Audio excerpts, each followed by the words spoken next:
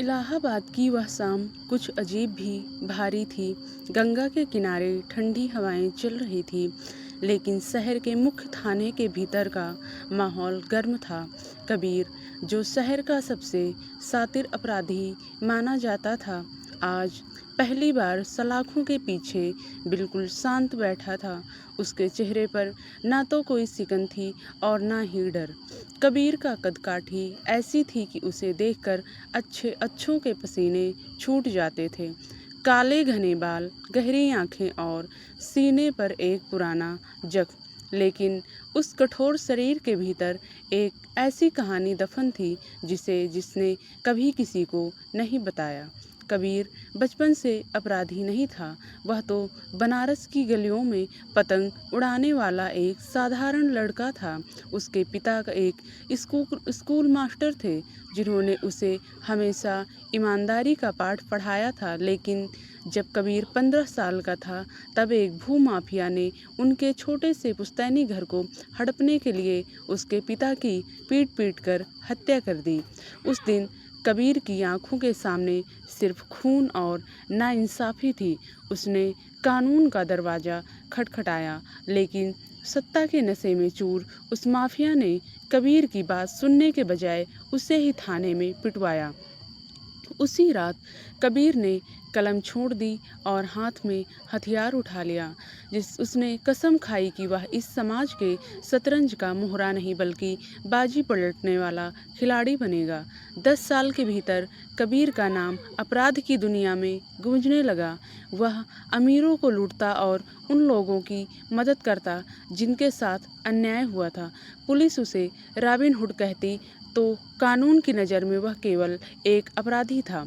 मुलाकात जहां दिल हारा एक रात। पुलिस से बचते हुए कबीर ने एक पुरानी हवेली के अहाते में शरण ली।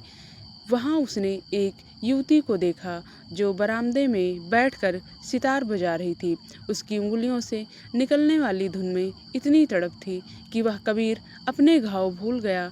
वह मीरा थी। मीरा शहर के एक बड़े डॉक्टर की बेटी थी, लेकिन उसका जीवन अकेलेपन में भरा था। उसे जन्म से ही दिल की एक गंभीर बीमारी थी, जिसकी वजह से वह घर की चार दीवारी से बाहर नहीं निकल पाती थी। कबीर उस रात पकड़ा नहीं गया, लेकिन वह अपना दिल वहीं छोड़ आया। वह बार बार मीरा से मिलने जाने लगा। उसने अपनी पहचान एक मामूली मुसाफिर के तौर पर बताई। मीरा के लिए कबीर वह ताज़ी हवा का झोंका था जिसने उसे दुनिया के किस्से सुनाए। कबीर ने उसे बताया कि आसमान कैसा दिखता है जब बिजली कड़कती है, गंगा की लहरें रात में कैसे चांदी की तरह चमकती हैं। त्याग की अग्नि परीक्षा। एक दिन कबीर को पता चला कि मीरा की हालत बिगड़ रही है। उसे बचाने के लिए एक बहुत महंगे ऑपरेशन की ज़रूरत है, जिसका इंतजाम उसके पिता भी नहीं कर पा रहे थे। कबीर के पास पैसे थे, लेकिन वो सब काली कमाई के थे। उसने तय किया कि वह मीरा को नया जीवन देगा, चाहे उसे अपनी जान की बाजी ही क्यों न लगानी पड़े। उसने शहर के सबसे बड़े बैंक को लूटने की योजना बनाई। यह उसका आखिरी गुनाह था। उसने बड़ी सफाई से काम किया और करोड़ों रुपए हासिल कर लिए। उसने चुपचाप वे पैसे मीरा के पिता के अस्पताल के बाहर छोड़ दिए। साथ में एक चिट्ठी थी, यह मीरा के जीवन के लिए है। लेकिन उस रात कबीर का पीछा करते हुए इंस्पेक्टर राघव ने उसे घेर लिया। कबीर भाग सकता था, लेकिन उसने समर्पण कर दिया। उसे डर था कि अगर वह भागा तो पुलिस की गोलीबारी में कहीं मीरा के पिता का अस्पताल या वह मदद न पहुंच पाए। जेल और हराला का मोड़। जेल में कबीर को मौत की सजा सुनाई गई, लेकिन इसी बीच एक अजीब मोड़ आया। इंस्पेक्टर राघव, जो कबीर को गिरफ्तार करने के लिए वर्षों से पीछे पड़ा था, एक दिन उसकी कोठरी में आया।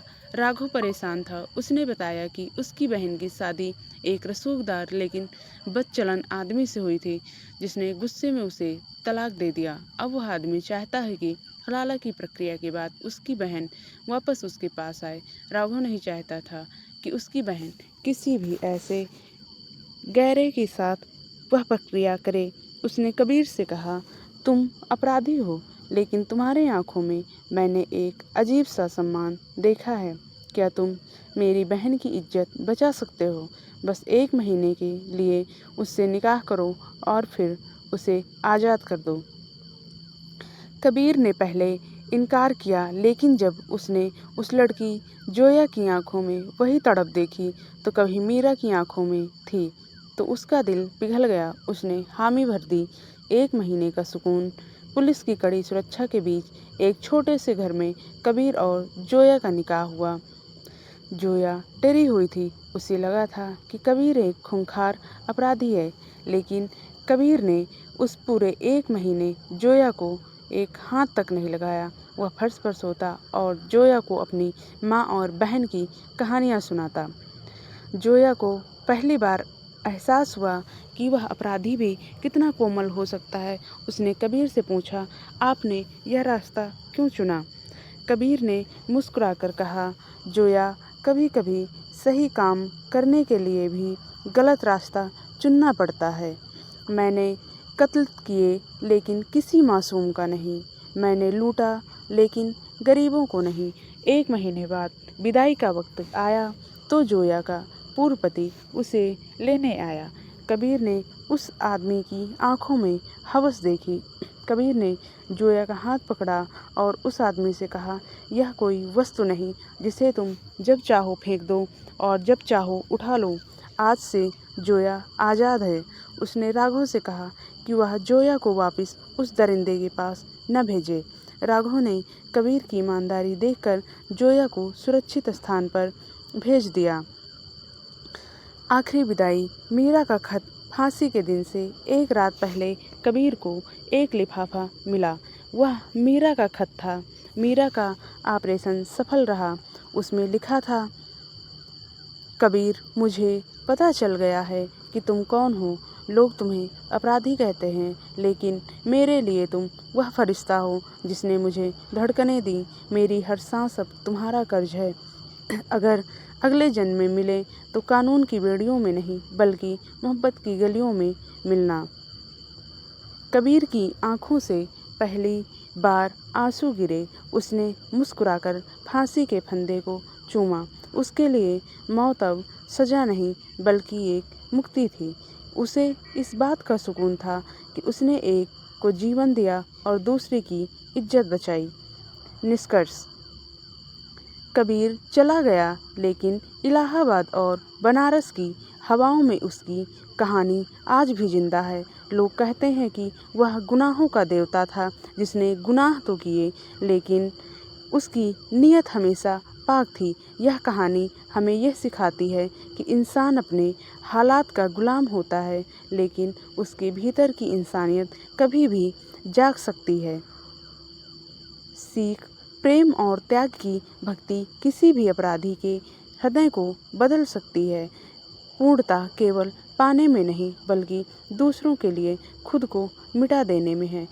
धन्यवाद। अगर आप लोगों को ये कहानी पसंद आई हो तो चैनल को सब्सक्राइब करें। धन्यवाद।